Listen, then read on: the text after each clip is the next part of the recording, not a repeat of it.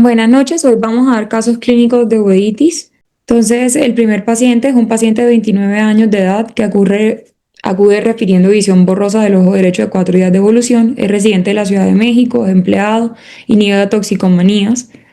Es hipertenso de 2 años de diagnóstico y fue hospitalizado 4 días antes que llegara a la consulta por una crisis hipertensiva. De antecedentes oftalmológicos, es usuario de lentes aéreos desde los 20 años de edad y de heredofamiliares, todos negativos. A la exploración tenía una agudeza visual de cuentadedos a 60 centímetros en el ojo derecho y en el ojo izquierdo de 20-20 con una presión intraocular y sin ninguna alteración en el segmento anterior. Tenía la presión intraocular entre 11 y 11 y no había rubiosis.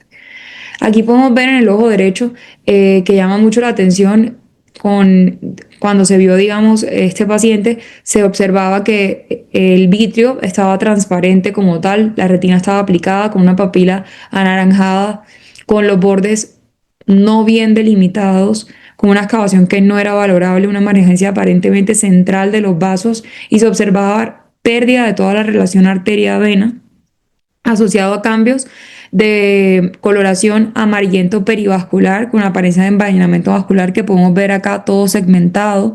Si pueden ver, se ven todo como si estuviese segmentado todo eso. Asociado aparte en la región macular se observaba como si un ligero engrosamiento, como si hubiese aquí líquido en el área central de la visión y podemos ver este área que se observa como si fuera una hemorragia subyaloidea, como con diferentes niveles al nivel de la arcada temporal inferior y la parte inferior. También se observaban hemorragias preretinianas en la arcada temporal superior e inferior y en las nasales de este paciente. Y eso pues eran los hallazgos, digamos, más específicos de este paciente. En el ojo izquierdo podemos observar una papila redonda rosada, conservado del anillo neuroretiniano, con un brillo foveal adecuado y sin ninguna otra alteración, los vasos sin ningún cruce arteriovenoso, o sea, un paciente completamente, un fondo de ojo normal. Entonces tenemos un paciente de 29 años con antecedente de hipertensión que se presenta con visión borrosa, exudados perivasculares, un envainamiento vascular muy grande y líquido intra y subretiniano, que son los que probablemente le están causando esta baja visual súbita del ojo derecho de 4 días de evolución. Entonces siempre cuando tenemos un paciente hay que pensar qué más puede tener el paciente. Entonces hay que descartar diferentes grupos diagnósticos como neoplasias. Isabela, Sí, una pregunta. ¿Nos sí, puedes decir para todos qué vasos están afectados de la retina? los ¿Arterias? venosos. ¿Venas? En ¿Mande? este caso, los venosos, doctor. Exacto, o sea, los venosos. Bueno, digo, me gustaría recalcar eso porque cuando hay una afectación venosa, a veces son ciertas entidades que ya se habían dicho en las pláticas anteriores, y cuando es arterial hay que pensar en otro tipo de enfermedades. Entonces, está bien, es una afectación venosa. Ya, Sí, eso es todo, síguele. sí, doctor. Como lo pueden ver acá, como dice el doctor, si ven, es en la vena y la arteria no, pues no tiene tanta afectación, es más que todo en la vena. Ujú.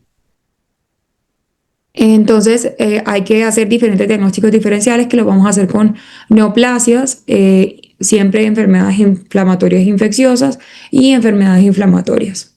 Entonces, en cuanto a la retinopatía leucémica, siempre que damos este tipo de hemorragias retinianas con un centro blanquecino, que en este caso no las tenemos, que son las manchas de Roth, hemorragias intrarretinianas, hemorragia vítrea y manchas algodonosas, también hay que descartar una retinopatía leucémica, o sea, ver que ese paciente no esté presentándose con con una leucemia. Normalmente, si es una leucemia, se presenta más hacia la quinta, puede ser, digamos, se presenta de manera aguda, pero tiende a ser bilateral en los pacientes, no unilateral como en nuestro caso. Y si fuera un linfoma, tiende a presentarse más a la quinta, sexta década de la vida, es más insidioso, no tan agudo como en nuestro cuadro, como en este cuadro que tenemos en esta vez, es más insidioso, tienden a mejorar con esteroides y van como poco a poco en lo que es el linfoma. Entonces, pues por los hallazgos que tenemos, lo menos común sería que fuera una retinopatía leucémica o un linfoma, pero no los podemos descartar del todo en este paciente. Otra de las causas que hay que descartar siempre cuando vemos este tipo de rama escarchada, porque esa forma de angeitis que vimos parece una rama escarchada como de invierno, son los infecciosos. Entonces, dentro de los infecciosos, como siempre, descartar la retinitis por citomegalovirus, que se presenta en pacientes que son inmunosuprimidos, la mayoría en pacientes con SIDA, ya que tengan un conteo de CD4 menor a 50 células. Pero también se puede ver en otros pacientes con cáncer, no todos tienen que tener VIH, entonces no solamente nos podemos quedar como que siempre con eso. Normalmente se presenta en hemorragias también, y pues esta, digamos, gran exudación y necrosis retiniana que podemos ver, digamos, en la retinitis por citomegalovirus, que son muy características. Pero si se dan cuenta, también podemos ver en esta angeitis de rama escarchada como en el paciente que presentamos. Normalmente cuando se presenta en el paciente se presenta de manera bilateral también la retinitis. También puede presentarse de manera unilateral, pero lo más común es que tengan asociación bilateral. También, como tuberculosis, la gran simuladora, también nos puede dar este patrón de rama escarchada con hemorragias preretinianas e intrarretinianas, con edema de papila y también con engrosamiento en el área macular. Hay que descartarlo. Ahorita mismo no tenemos exámenes, por lo cual no lo podemos descartar. Como les digo, probablemente se presentan más de manera bilateral que unilateral, como en nuestro caso.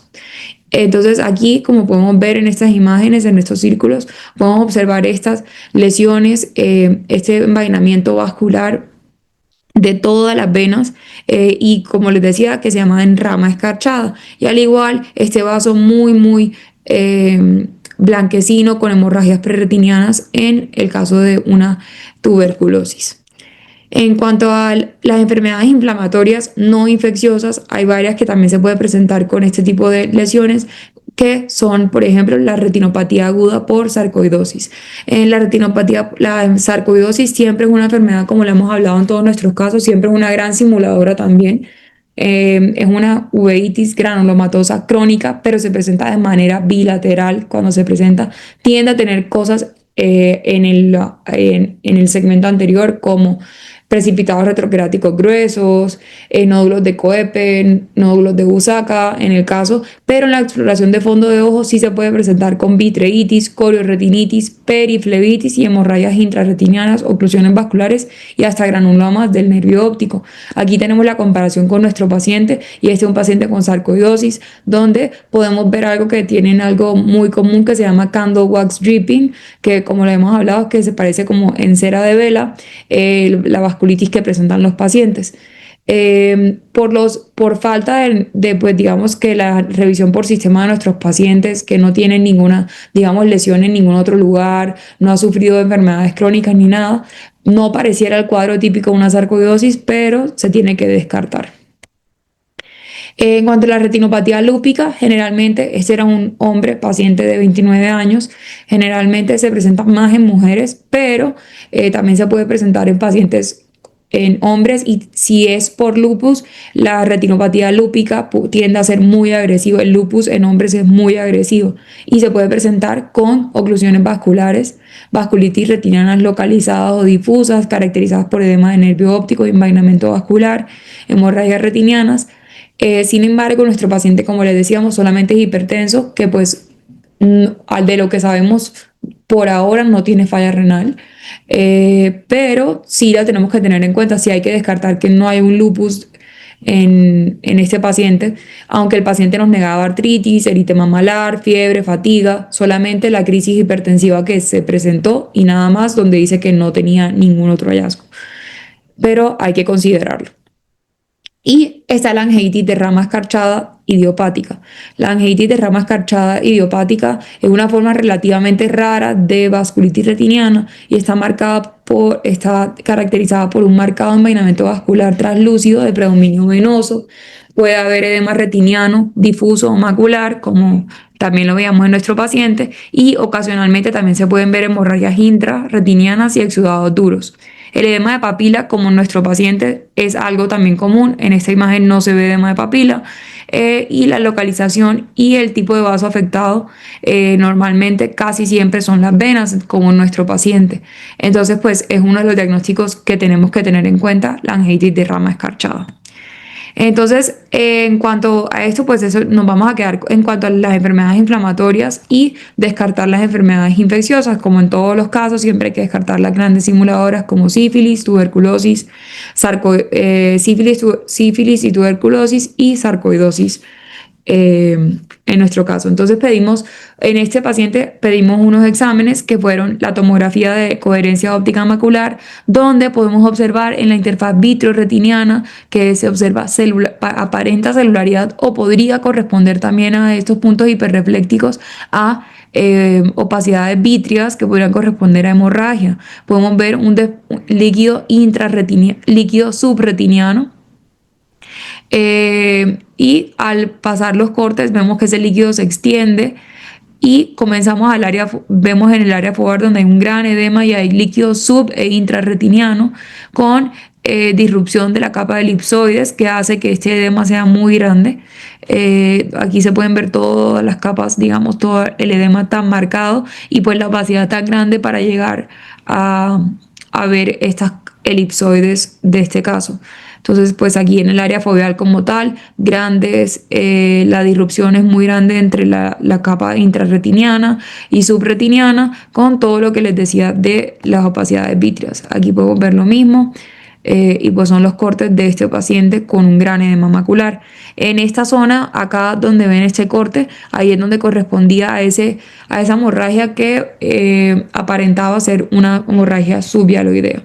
En cuanto al ojo izquierdo, podemos ver todas las capas sin alteraciones, sin daño en las elipsoides y por ende esa buena visión de 20/20. A ese paciente se le pidió obviamente una angiografía fluoresceínica, pues porque queríamos ver qué era lo que estaba ocurriendo, y podemos ver que en la etapa arteriovenosa tardía vemos un fenómeno de hiperfluorescencia que corresponde a un patrón de fuga por incompetencia vascular. Aquí podemos ver esto que vemos acá es una hipofluorescencia por el bloqueo de esa hemorragia subhialoidea hiperretiniana. Entonces por eso pues no fuga acá, pero hay áreas de bloqueo que son por todas las hemorragias que habíamos visto en las imágenes antes, que son las hemorragias preretinianas. Entonces por eso tenemos todas estas áreas de bloqueo.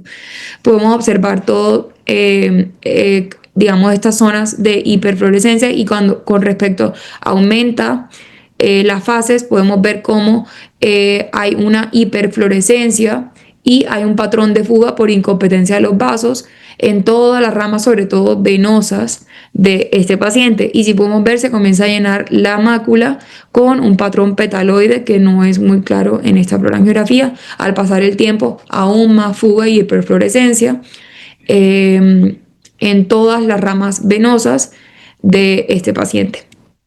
Y la angiografía del ojo izquierdo, donde podemos observar a los 4 minutos ninguna alteración, ni siquiera hiperfluorescencia en el nervio óptico. Entonces, ¿qué hicimos con el paciente? Pues pedirle laboratorios a ver qué era lo que estaba pasando con este paciente. Hematológicamente, con el fin de estudiarlo sistémicamente, una de las causas que habíamos dicho era que teníamos que descartar que esto no fuera una leucemia o un linfoma. Digamos que la hemoglobina el paciente no tenía ni anemias, y los leucocitos estaban dentro de lo normal, no tenían visitopenias o leucopenias o leucocitosis, en el caso también para linfoma o leucemia, por lo cual no cuadraba el caso.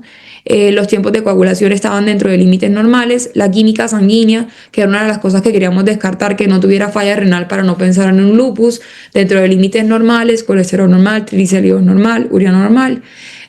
Y un examen general de orina dentro de límites normales, donde no había proteinuria, que también nos descarta aún más que esto fuera un lupus.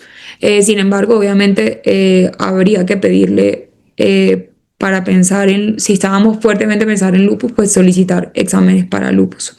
Solicitamos obviamente los infecciosos que nunca pueden faltar. Salió un PPD negativo, un BDRL y un FTA-BS negativo, por lo cual nos quedamos con un diagnóstico y pedimos nuestros inflamatorios autoinmunes, que será una proteína C reactiva que estaba negativa, un BCG negativo y un ANAS que estaba en 1, en menor a 1 en 80, que se considera negativo. Entonces, pues el paciente todo salió negativo, por lo cual nuestra impresión diagnóstico en este paciente como tal, todavía se sigue haciendo estudio, fue una angiitis de rama escarchada idiopática. La angiitis de rama escarchada, por sus siglas en inglés, es una forma rara, como les decía, de vasculitis retiniana.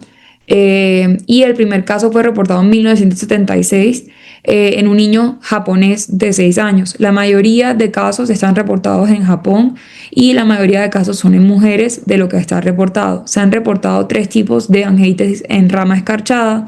El tipo 1, que era el que les comentaba, que era nuestro diagnóstico diferencial, que era la leucemia o el linfoma, que por el cuadro clínico no pareciera ser. El tipo 2, que son las enfermedades virales o autoinmunes por acumulación de complejos autoinmunes, como en este caso descartamos que el paciente no tuviera en el PPD, estaba negativo, tenía un conteo normal de leucocitos, los complejos, no había marcadores inflamatorios que nos indicaran que esto podría ser secundario a algo autoinmune o algo viral o por tuberculosis.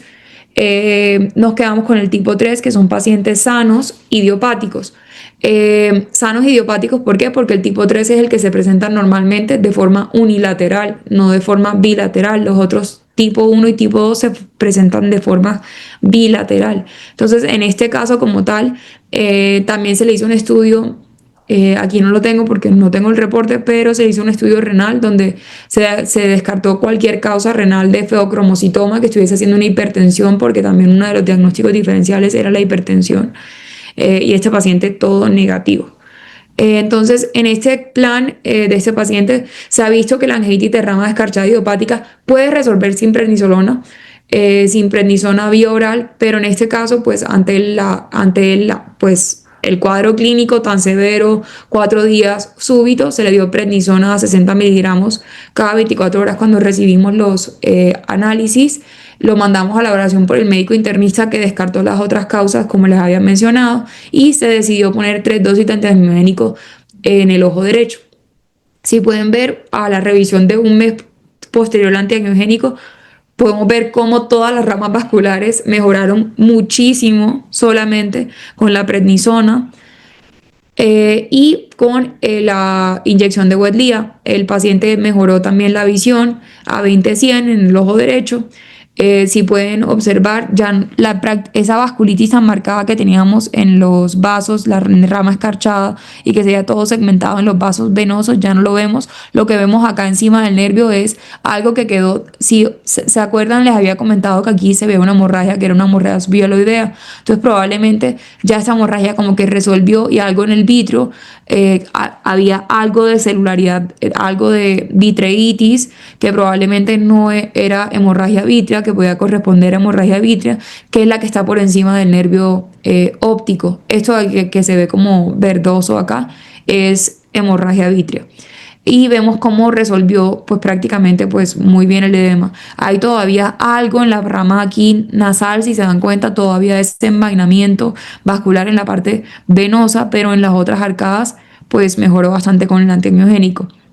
Aquí una imagen más cerca con ya una visión. Recuerden que él llegó en cuentadedos, y ahora ya a 20/100 la agudeza visual. Le hicimos una tomografía de control, donde si se observa aquí, ya les puse esta imagen más cerca acá, se observan pliegues maculares que todavía persisten en el paciente por el edema tan severo que tuvo, pero resolvió muchísimo mejor. Obviamente tiene daño en la capa de los elipsoides. Si se ven en la zona de interdigitación, hay disrupción de las elipsoides acá en todo el área foveal, que puede afectar más adelante en el pronóstico visual, pero todavía pues digamos que tiene chance de mejorar, porque pues aquí solamente llevaba un mes antiangiogénico.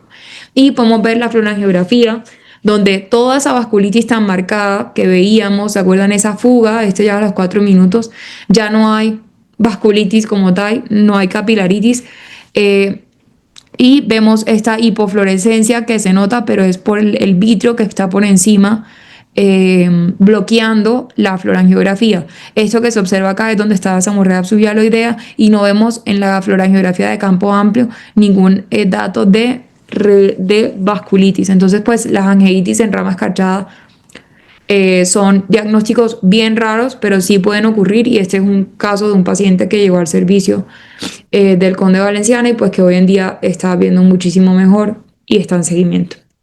No sé si tengan dudas o preguntas sobre este caso. Doctor, no sé. Aló. Hola, ¿alguien quiere hacer una pregunta? Mm, ¿no? ¿O en el chat? Tampoco. Eh, Isabela, yo creo que sí valdría la pena, bueno, estaría bien incluir en los estudios de laboratorio de los pacientes con vasculitis los anticuerpos anticitoplasma del neutrófilo. Sí, doctor, se le pidieron, pero Ah, el paciente no ha vuelto. Le oh, pedimos lupus, o sea, ya sí, le pedimos como tal, o sea, aunque haya mejorado y todo, sí se le pidió sí. bancas, todo el perfil de lupus, por lo que es hipertenso y es joven, eh, Antifosfolípidos. antifosfolípidos y todo, pero el paciente no ha vuelto. Ah, ok.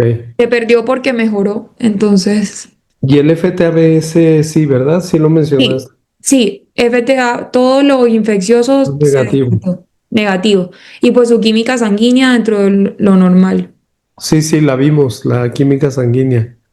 Bueno, sí, entonces el paciente no ha regresado, pero sí es bueno, pues insistirle ahora que regrese que se los tiene que hacer, ¿no? Sí, doctor, lo que llama la atención es lo que mejoró tan rápidamente. Sí, mejoró bastante. Sí. Muy bien. ¿Nadie tiene preguntas para la doctora Isabela del caso? Nadie. El doctor Oviedo, ¿no? Está preguntando. La dosis de prednisona. Sí, que si Sí, la dosis de prednisona fue de 60 miligramos oral. sí, fue en dosis reducción. 60 miligramos en dosis reducción.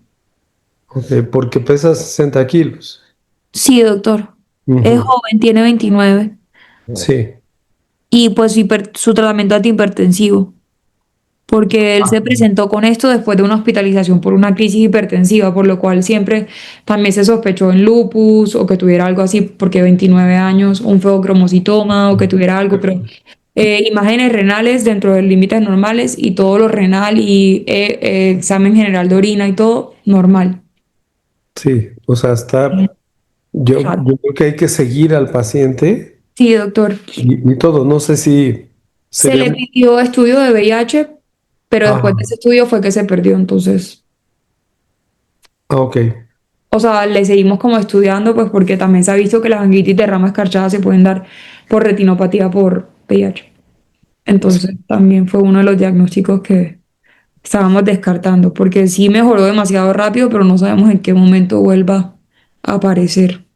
ojalá. Sí, Bueno, entonces pasamos al segundo caso. perfecto, doctor. Perdón, no. Entonces, el segundo caso es un masculino de 36 años de edad que acude a consulta por visión borrosa de ambos ojos de 1 mes y medio de evolución. Como antecedentes es residente de la Ciudad de México, empleado de unidad de toxicomanías y él sí tiene antecedentes de una enfermedad de colitis ulcerativa en tratamiento con mesalazina. Como antecedentes oftalmológicos refiere una oclusión de vena central de la retina en ambos ojos y medicamentos actuales, aparte de la mesalazina, ninguno, y heredofamiliares negados. Entonces, en este paciente llama la atención, es una imagen multicolor de cómo llegó el paciente la primera vez, porque en esa época no, este es un paciente que lo traje porque nos acaba de regresar. Y por eso esto es una imagen multicolor del Heidelberg. Cuando vean que el nervio óptico se ve verdoso, no es una imagen realmente clínica tomada como el Clarus o el Optos, es una imagen reconstruida, o sea, entonces no es realmente una foto clínica, que siempre hay que tener cuidado con eso. Entonces es una imagen multicolor donde se observa el nervio óptico con sus bordes definidos, la arteria vena definida y podemos ver este estrechamiento arteriolar en todas las ramas, o sea, si ven el estrechamiento arteriolar y se ven blanquecinos los vasos, o sea, ya así, aparte también se observa un engrosamiento, si ven aquí las flechas negras, se observa como que un engrosamiento del área macular que podría, digamos que corresponder con edema macular en este caso, y en el otro ojo, perdónenme,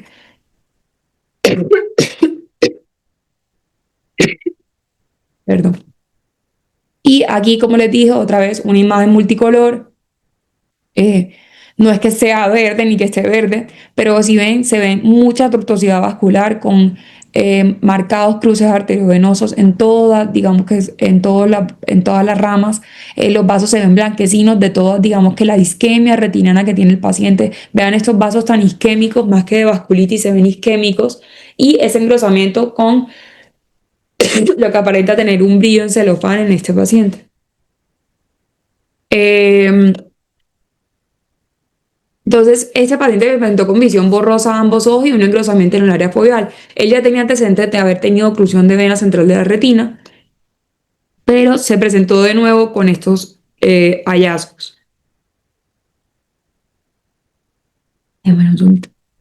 Entonces, siempre que tengamos un paciente con eso, hay que hacer, como hicimos ahorita, los diagnósticos diferenciales con infecciones de la retina y la coroides, enfermedades oclusivas retinianas sin asociación sistémica, enmascarados y enfermedades oclusivas retinianas con asociación sistémica. Entonces, en cuanto a lo que habíamos dicho, ese cuadro en general no se parece a ninguno de estos. Aquí podemos ver un patrón también como de Frosted Branch en tuberculosis, como habíamos dicho, el otro en sífilis, que sífilis es la gran simuladora con puntos de coroiditis que no se parecen a lo que tenemos en este paciente, por lo cual probablemente lo descartamos y este paciente está siendo tratado para colitis ulcerativa. En las enfermedades oclusivas retinadas sin asociación sistémica podemos tener la enfermedad de ILS, que se presenta más que todo en hombres, pero tiende a ser unilateral, no bilateral. Y da neovascularización coroidea y normalmente pues se presentan con más hemorragias y los vasos digamos que se ve más vasculitis que lo que tenemos en nuestro paciente. La coriorretinopatía también de Birdshot se descarta normalmente porque son lesiones ovaladas que siguen los trayectos de los vasos y tienen ausencia de vitreitis, ausencia de papiledema y pues no es el típico caso de enfermedades oclusivas. Y el IRBAN, que es una vasculitis retinal idiopática con aneurisma y neuroretinitis y en nuestro paciente pues no tenemos ni macroaneurismas ni se presenta con neuroretinitis, por lo cual probablemente ninguno de estos sean los casos. También los enmascarados, como ya lo habíamos comentado en el pasado, el linfoma, siempre diagnóstico que hay que tener en cuenta. El linfoma en general se presenta también de manera bilateral, tienen síntomas adyacentes. Estos pacientes con CUSI, pues sí pueden tener astenia, anorexia porque no quieren comer, todo les cae mal, astenia porque estos pacientes también tienen dolores articulares y todo, entonces pues hay que como que hacer muy bien nuestro examen clínico. Si vienen acá estas lesiones por linfoma, normalmente vitreoretiniano, se ven como amarillentas también o pueden dar un patrón en leopardo que no es el típico de esta imagen y son síntomas insidiosos, o sea, generalmente los linfomas se van escondiendo, o sea, por eso siempre se llaman enmascarados porque se esconden. Y la amiloidosis que pues generalmente sí se presenta con más opacidades vítreas, que no era el caso de este paciente, entonces por lo cual no, pero sí es un síndrome enmascarado que hay que tener en cuenta. En cuanto a las enfermedades oclusivas retinianas con asociación sistémica, pues tenemos la enfermedad de Behçet, que como sabemos se presenta normalmente, afecta más que todas las venas y hacen una inflamación multisistémica, o sea, los pacientes presentan úlceras úlceras orales recurrentes muy dolorosas y úlceras genitales también. Recuerden que, como habíamos hablado en la última ocasión, el diagnóstico de Behçet es clínico, o sea, hay que llegar a ellos clínicos, pero estos pacientes también pueden tener manifestaciones hasta neurológicas, entonces tenemos que tenerlo súper en cuenta. Este paciente no presentaba ninguna de las úlceras orales o genitales, solamente el antecedente de colitis ulcerativa. Y también pues normalmente Behçet se ve sobre todo en pacientes que tienen genética del Medio Oriente, del Mediterráneo, que no es lo típico pues en este caso. El otro que lo habíamos visto en la clase anterior es el síndrome de Susak, que normalmente se presenta con una microangiopatía del oído, retina y cerebro, entonces pues tienen manifestaciones encefalopáticas, o sea, el paciente se presenta con cefalea, puede tener hasta sordera neurosensorial en el momento que se presenta, que no es el caso típico de nuestro paciente. Y obviamente pues el diagnóstico que tenemos de base en este paciente, tenemos que pensar en una vasculitis oclusiva secundaria a un síndrome a una colitis ulcerativa. Como habíamos hablado, los pacientes que tienen colitis ulcerativa hacen vasculitis oclusivas muy severas. Muy severas, tanto que pueden hacer oclusiones vasculares, como las que vamos a ver ahorita. Entonces se le pidieron estudios complementarios y entre ellos la angiografía fluoresceínica. Entonces aquí lo que les quería llamar la atención es, lo que les quería mostrar es la latencia, o sea, digamos, lo que se demora para comenzar a irrigar digamos, en la fluorangiografía en este paciente. Si ven, acá comienza pues con su autofluorescencia, donde se ve el nervio y comienza ya la angiografía fluoresceínica, y si ven, aquí ya a los 8-12 segundos deberíamos comenzar a ver la parte coroidea llenarse, pero está muy retrasada. A los 14 segundos nada, o sea, a los 14 segundos que ya deberíamos estar en la fase arterial, ningún vaso de la retina se está llenando. A los 15 segundos todavía ningún vaso se está llenando, y a los 15 segundos nada, y hasta los 17 segundos, que ya debería ser la fase arteriovenosa, o sea, comenzando la fase arteriovenosa, comienza a llenarse la arteria. Entonces estamos hablando de una oclusión mixta en este paciente. Y acá, al pasar, digamos, el tiempo, podemos seguir la fluorangiografía, podemos ver el retraso tan marcado que tiene en todo, pero vean digamos que todas las áreas de no perfusión que tiene este paciente, o sea, mitad de la retina de este paciente, o sea, llega hasta la arcada, está sin, digamos que sin flujo vascular, pero al verlo ya al ver cómo pasa el estudio, o sea, si vemos a los 50 segundos, vemos todas estas áreas de no perfusión muy marcadas, pero al pasar el estudio no solamente son áreas de no perfusión, sino que vemos un patrón en el lecho, o sea, comenzamos a ver vasculitis. Entonces, este es un paciente que, aparte de que tiene una isquemia muy severa de toda la retina, tiene vasculitis asociada. Entonces, lo que les decía, cuando tengamos vasculitis tan severas como la de este caso, hay que sospechar que este paciente, o sea, ya en este paciente teníamos el diagnóstico de colitis ulcerativa, pero en los que no tengamos y no tenemos otras causas, hay que sospechar una colitis ulcerativa o una enfermedad de Crohn, porque realmente hacen vasculitis muy severas. Y en el ojo izquierdo, en el ojo derecho, perdónenme, comenzamos en el ojo izquierdo porque era el ojo más afectado, y en el ojo derecho podemos ver lo mismo, vemos ese retraso en el llenado vascular, como se ve aquí, con todas estas áreas de no perfusión, y como vemos con el tiempo, a los 2 minutos y 15 segundos vemos toda esta rama, este patrón en el lecho, y vean hasta dónde llega prácticamente el área foveal, casi comprometida, o sea, prácticamente todo comprometida por el defecto, por la vasculitis y la isquemia oclusiva que tiene este paciente.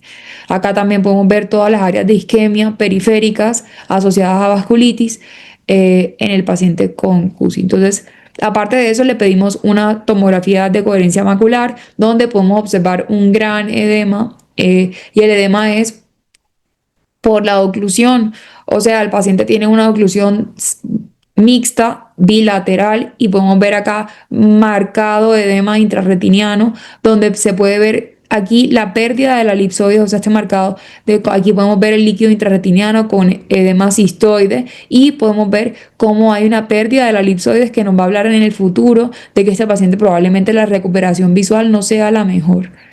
Y en este caso, donde se ven todas estas hemorragias, aquí se veían en la imagen que les mostré multicolor, no se veían tan claras porque se veían verdes, pero realmente estas son hemorragias por bloqueo. Si se dan cuenta, todo esto son hemorragias intrarretinianas que podemos ver y es lo que vemos acá en esto. Si se dan cuenta, se ven hiperreflécticas las capas internas de la retina.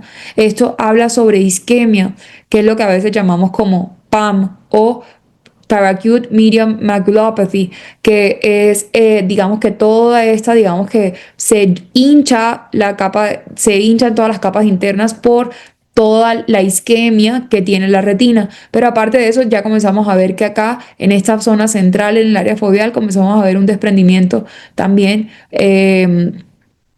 Un desprendimiento como si se estuviese llenando de líquido intrarretiniano y una pérdida de la elipsoides. Entonces, pues un paciente que está bastante inflamado y que pues el OCT no nos pasa por igual.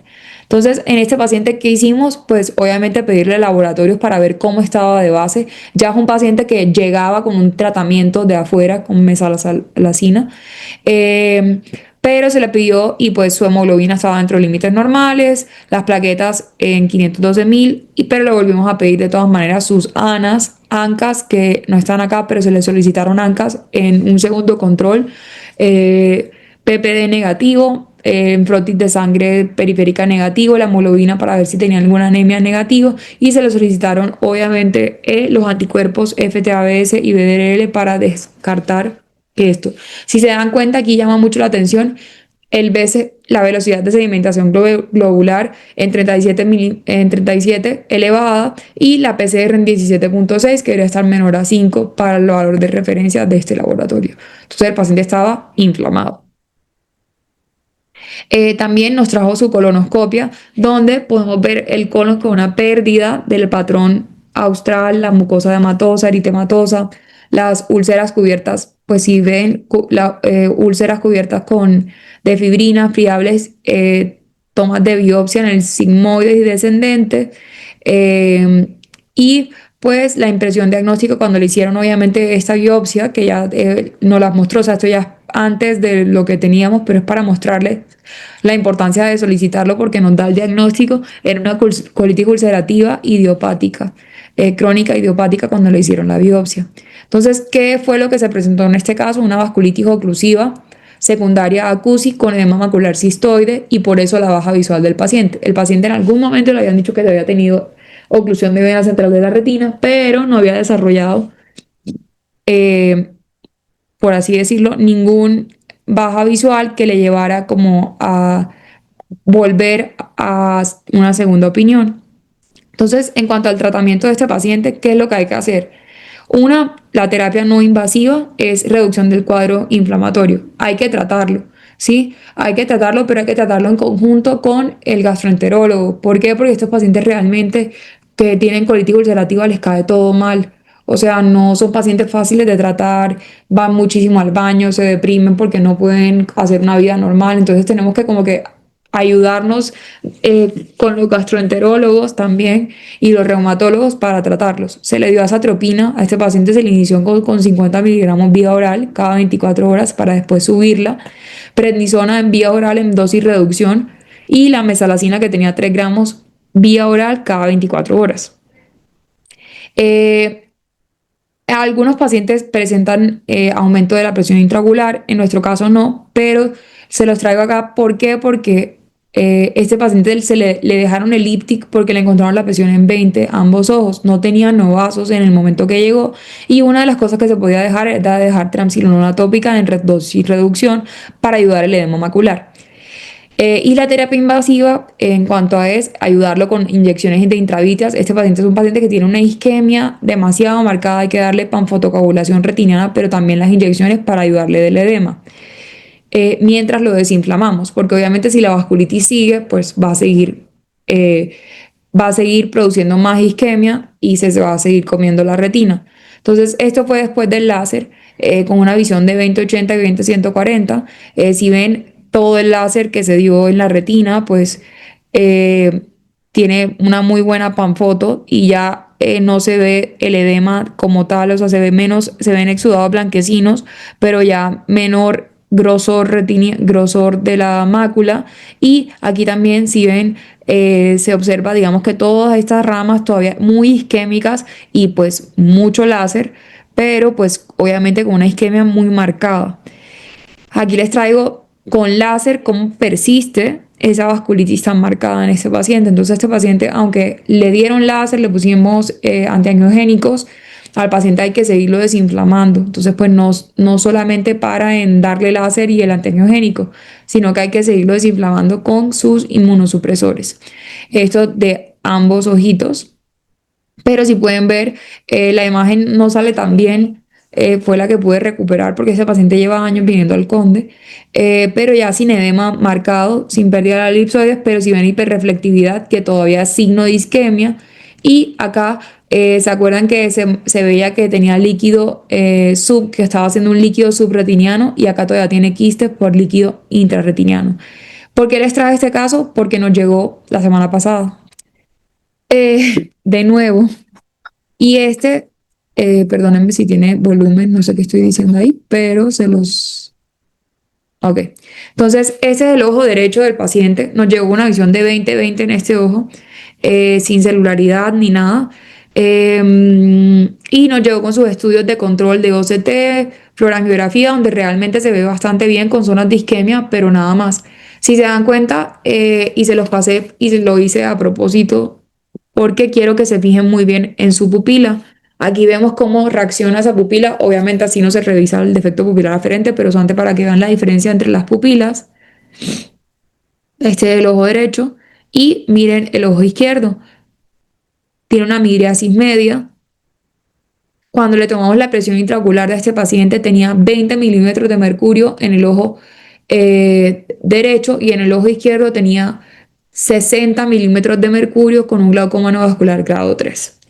Entonces, aunque lo hayamos tratado con antiangiogénicos, panfotocoagulación, sí, aquí se observan, aquí les hago zoom. Esto es para ver todos los novazos que tiene en todo el reborde pupilar, pero si se dan cuenta, se extiende, o sea, se va hacia el ángulo. No solamente se queda en el reborde pupilar, como una midriasis media que está hablando sobre la presión. A ese paciente se le puso acetazolamida a 250 miligramos cada 8 horas.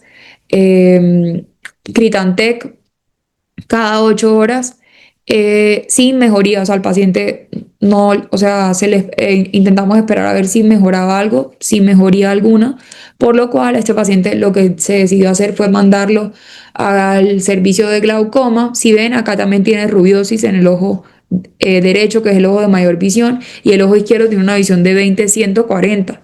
Entonces se mandó a válvula, se operó el viernes de urgencia, este viernes. Ya el paciente hoy tiene la presión en 17, se le dio láser de nuevo y se le colocó un antiangiogénico en ambos ojos, más su terapia con mesalazina, su azathioprina y su prednisona oral. Entonces, por eso los traía. Estos pacientes sufren mucho porque, aunque les demos láser y todo, la isquemia retiniana, como les digo, es muy severa, y los factores de VEGF son muy altos aunque les demos tratamiento. En este caso, todavía no tenemos la fluorangiografía del OCT nuevo, pero el paciente tiene buena visión, y ahorita mismo la complicación de todo esto es el glaucoma no vascular en el ojo izquierdo, con glaucoma no vascular grado 1 en el ojo derecho. Hay que esperar la evolución y les seguimos contando. Entonces, les quería traer este caso de colitis ulcerativa. No sé si tengan dudas o preguntas. ¿Alguien que quiera hacer alguna pregunta? En lo que sea, ¿eh?